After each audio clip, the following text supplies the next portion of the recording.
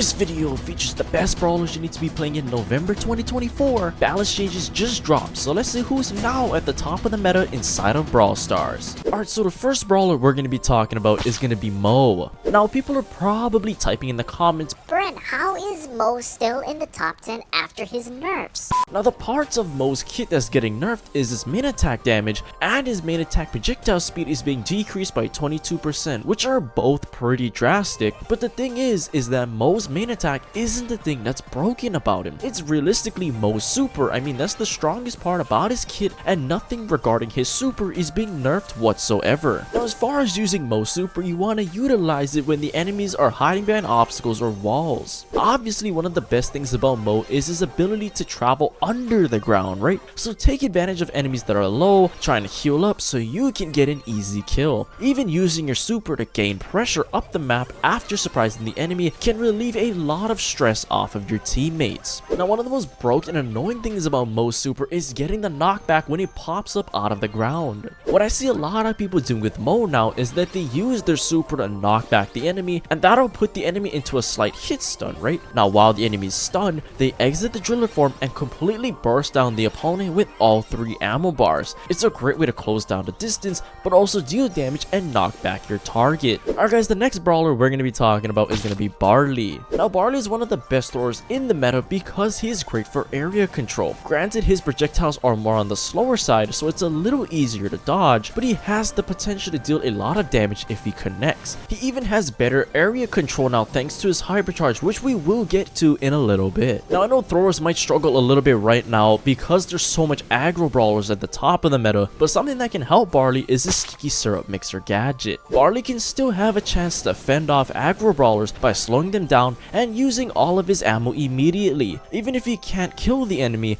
hopefully when the enemy is stuck in the sticky syrup, your teammates can take them down. But okay, the true reason why Barley is going to be at the top of the meta here is because of his hypercharged bottled up rage. When activated, Barley's super throws 3 big bottles of liquid that covers a larger area than his normal super. I mean, this hypercharge is insanely broken. Not only are you covering a large area on the map, but your acid is going to be dealing more damage onto the enemies. This is going to help Barley just maintain control a lot easier, defeat the enemies faster, and just help him win more games. Alright guys, the next brawler we're going to be talking about is going to be Max. Now, Max is probably one of the best support brawlers in the game as long as you can build comps around Max's speed. Special comps such as Gene Max Buster or Max Double Tank are prime examples of where you need to try your best to cycle your supers and support your teammates. It's also better to super when your team has ammo and health, as it's way harder to get value when you are all low and have no ammo. Now, as you play Max, you'll get better and better in understanding the situations when you should use your super onto yourself just so you can make a play. For example, if you notice that there's an opportunity that you can capitalize on to just try and put your team in a position to win the game, you need to make that split-second decision to just go for it before that window closes. Or there could be times where you are low on health and need an escape. This is when you could use your speed up to hopefully make a getaway, but I still recommend getting as much value as possible with every super and using it onto your teammates if you can. Now, let's be real here, the only reason why Max has shot it up into the S tier kind of like Barley is because of her hypercharge unlimited energy.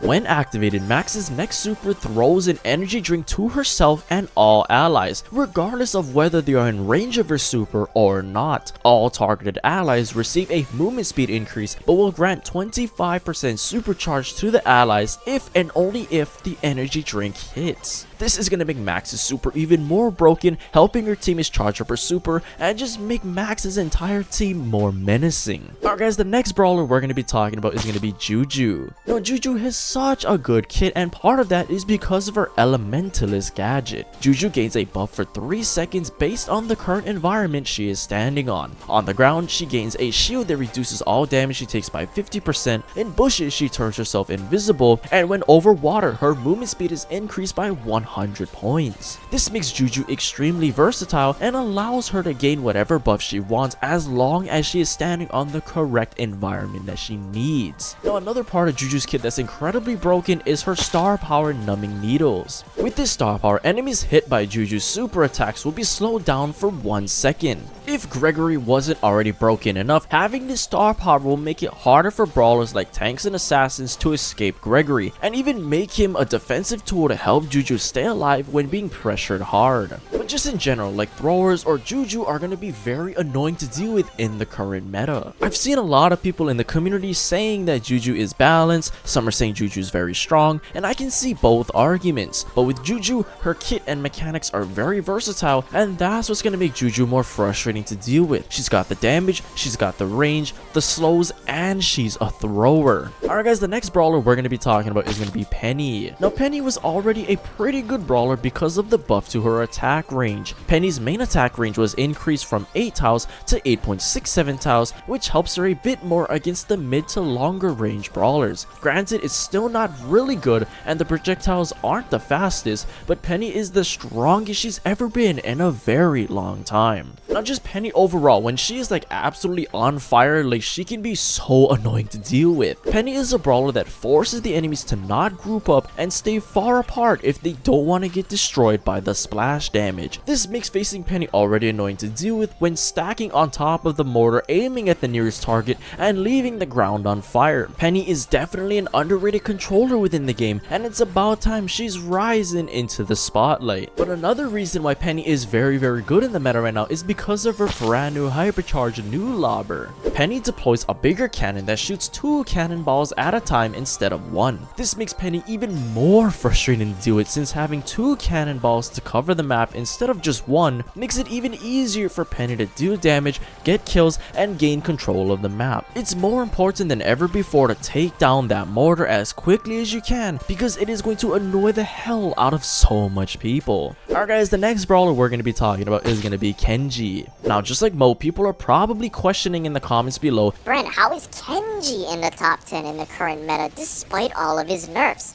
well, let's go over his nerfs really quickly. Kenji is getting a nerf to his Nagiri Nemesis star power by 30%, and then his super charge rate from his super is getting nerfed by 35%. But if you think about it, the thing that makes Kenji very strong is the amount of damage he can deal with his main attacks. The fact that none of that is getting nerfed is still going to keep Kenji relevant in this meta. Now as far as using Kenji's super, I'd recommend trying to hit as many opponents as you can. Even though the most ideal situation is to hit targets at the origin of your super, being able to hit enemies that are caught anywhere in the X is a W in my book. 2600 damage is nothing to joke about, but dealing that 5200 damage at max level is obviously what everybody needs to be aiming for. Now since Kenji's main attack damage is still going to be the same, he's still going to be a great assassin and close range brawler to deal with squishy glass cannon brawlers. Kenji can still be played aggressively in order to take down any weak enemy that doesn't have a lot of health. His super provides Kenji with an escape from huge incoming damage, and that can be used to hit enemies from a distance. Kenji is still going to be a beast in the current meta. Alright guys, the next brawler we're going to be talking about is going to be Byron. Now despite all the balance changes, Byron is still going to be really good in this meta. The only problem is that his super charge rate was nerfed by 1 hit, but his damage and healing is all the same. Byron's super is clutch to help him survive against aggro brawlers to lower them down,